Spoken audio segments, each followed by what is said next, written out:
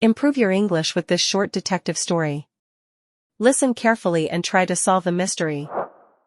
The Midnight Critic. Imagine this. You spend 3 hours cooking your favorite lasagna, leave the kitchen for 10 minutes, and it completely disappears. Terrible, right? Well, welcome to our university dormitory. It was Friday evening. My friend Alex and I went to the dormitory. Leo, a student from the IT department, had invited a small group of friends to his place. Leo is a great guy, and he is the best cook on campus.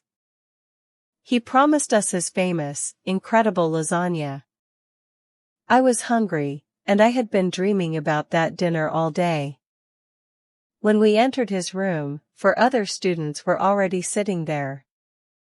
But the atmosphere was strange. Nobody was eating. Leo was standing near the kitchen table. He looked very angry and disappointed. "Hey, Leo, where's the magical smell of Italian food?" I asked cheerfully. "There is no lasagna, Melanie," Leo sighed, pointing at an empty glass dish. "Someone stole it from the shared fridge. I went to my room for just 10 minutes, and now it is gone." "Wait, someone stole a whole hot lasagna?" I was shocked. Are people in this dormitory that hungry? "It is not the first time," Leo said angrily. "This happens every week. Someone always takes my food. But that is not all. Look what the thief left in the fridge." Leo gave me a small piece of paper. I read it aloud for everyone. "The lasagna was not bad, but you need more tomato sauce. 3 out of 5 stars. Your Midnight Critic." Wow, I laughed, looking at Alex. Our thief is not just hungry. He is a professional food critic. Maybe he wants to open a restaurant? "Not funny, Melanie," Leo groaned. Alex took the note from my hands. He didn't laugh. He looked at the handwriting very carefully and muttered, "A thief with a sense of humor. Interesting." We decided not to ruin the evening. We ordered 3 large pizzas, sat on the floor, and started talking. The mood became better, but Leo was still very worried. Later, while the other friends were listening to music, Leo took Alex and me to a corner of the room. "Guys, the lasagna is a small problem," Leo whispered. "The big problem is tomorrow evening. I have a dream date with Jessica. She is the most beautiful girl in the world, and she loves sweets. I made a perfect strawberry cake for her. It is in the shared fridge right now. If the Midnight Critic eats that cake, my date is ruined." I smiled and patted Leo on the shoulder. "Don't worry, Leo. I live in a house near campus. I can take your beautiful strawberry cake to my home tonight. The thief can't get into my kitchen." Leo looked at me as if I were his savior. "Oh, Melanie, thank you. You are a true friend." "She is saving your date, not the world, Leo," Alex smiled. "But we still need to punish the thief. I have an idea. Leo, do you have any extra ingredients?" We went to the big shared kitchen. Leo sighed. "I have some cheap cream, eggs, and a bit of biscuit left." "Perfect," Alex said. "Quickly, make a very small, simple cake. It doesn't need to be beautiful. In fact, make it look ugly and cheap." While Leo was mixing the cream, I asked, "Leo, do you suspect anyone in the dormitory?" "Honestly, I never thought about it before," Leo said thoughtfully. But there are 3 guys in my section who don't really like my culinary success. There is Max, a programmer, Oliver, a theater student who loves drama, and Sam, a guy who plays on the football team. A theater student? I asked. Suddenly, my eyes fell on the kitchen table. Alex looked at the exact same spot at the exact same moment. Right there, next to the fridge, was a colorful university theater booklet. Interesting, Alex murmured. He took a small bottle from his jacket pocket and carefully put a few drops of a dark liquid into the cake's cream. What is that? Poison? I asked playfully. Alex didn't answer. He just smiled mysteriously, closed the bottle, and put the crooked little cake into the shared fridge. Now, he said, looking at his watch, let's go home. Tomorrow morning, the critic will have a big surprise.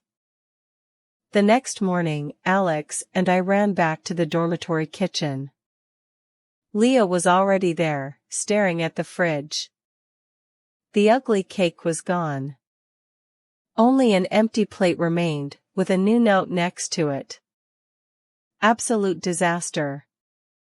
Too sweet. The cook has no talent. 1 out of 5 stars. Your Midnight Critic.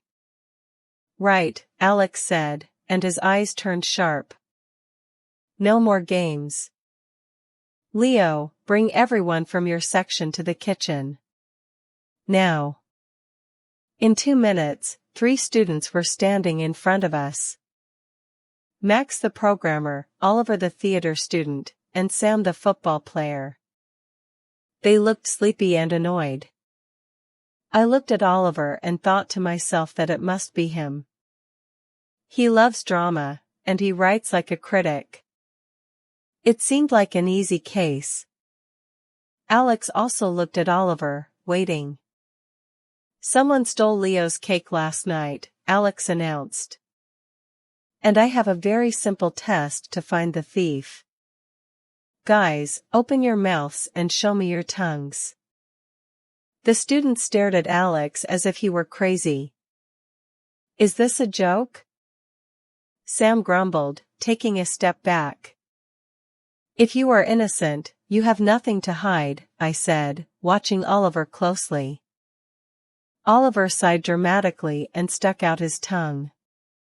It was perfectly normal and pink. I blinked in surprise. It was not Oliver. Alex and I exchanged a quick look. Max went second. His tongue was also clean. Then we turned our eyes to Sam. The big football player was suddenly pale, and his mouth was tightly closed. Your turn, Sam, Alex said calmly. Sam reluctantly opened his mouth. We all gasped. His teeth, his lips, and his whole tongue were bright neon blue. What is that? Leo shouted.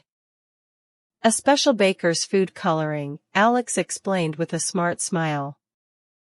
It has no taste, but it stays blue for 2 days. Wash it off if you can, Sam. Sam looked at the floor, his face turning red.